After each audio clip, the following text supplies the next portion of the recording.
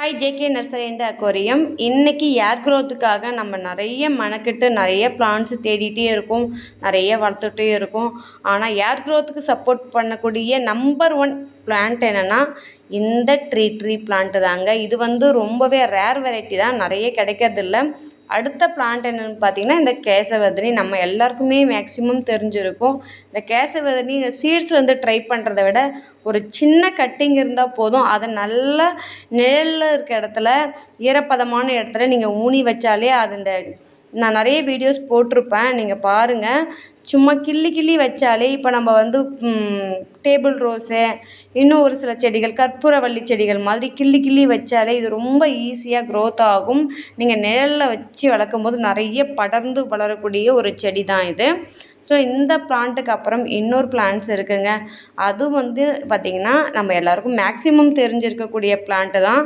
அது rosemary plant தாங்க. இந்த ரோஸ்மெரி பிளான்ட் எல்லாமே ஒரு ஏர் க்ரோத் ஆயில் நம்ம ரெடி பண்ணுறது பேஸ்ட்டுன்னு தான் நான் சொல்லுவேன். இதெல்லாமே ஏர் க்ரோத்துக்கு ரொம்ப சப்போர்ட் பண்ணக்கூடிய பிளான்ட்ஸு. அதுக்கப்புறம் தான் நம்ம செம்பருத்தி, கற்றாழை இது எல்லாமே நம்ம ஆட் பண்ணணும். ஃபஸ்ட்டு நம்மளுடைய ஏர் க்ரோத்துக்கு இதெல்லாம் ஃபஸ்ட்டு இருக்கணும்.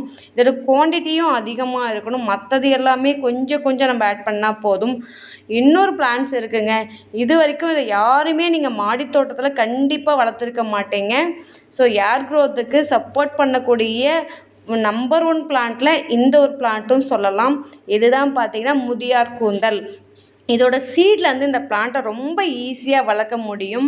நான் ஒரு இடத்துல இந்த சீடை கலெக்ட் பண்ணி எடுத்துகிட்டு வீட்டில் போட்டு ட்ரை பண்ணி பார்த்தேன். ஸோ ஒவ்வொரு வாட்டியும் நம்ம ஏர் ஆயில் ரெடி பண்ணுறதுக்காக தேடி அலைய வேண்டியதாக இருக்குது. ஸோ இதை நம்ம வளர்க்க முடியுமான்னு ட்ரை பண்ணால் அதுலேருந்து சீட்ஸையும் நான் கொண்டு வந்தேன். அதோடய பூக்கள் பாருங்கள். இது ரொம்ப ஈஸியாக நம்ம வீட்டில் வளர்க்க முடியும். ஒரு கொத்தமல்லி விதைகள் மாதிரி தான், போட்ட உடனே சீக்கிரமாக வளரக்கூடிய ஒரு பிளான்ட்டு தான் இது. நம்ம ரெடி பண்ணுற ஹேர் ஆயிலில் நம்பர் 1 இருக்க வேண்டிய இந்த முதியார் கூந்தல் பார்த்தீங்கன்னா யாருமே இது வரைக்கும் நீங்கள் வீட்டில் வளர்த்துருக்க மாட்டீங்க. கண்டிப்பாக ட்ரை பண்ணுங்க. ரொம்ப ஈஸியாக நம்ம மணல் இருக்கணும்.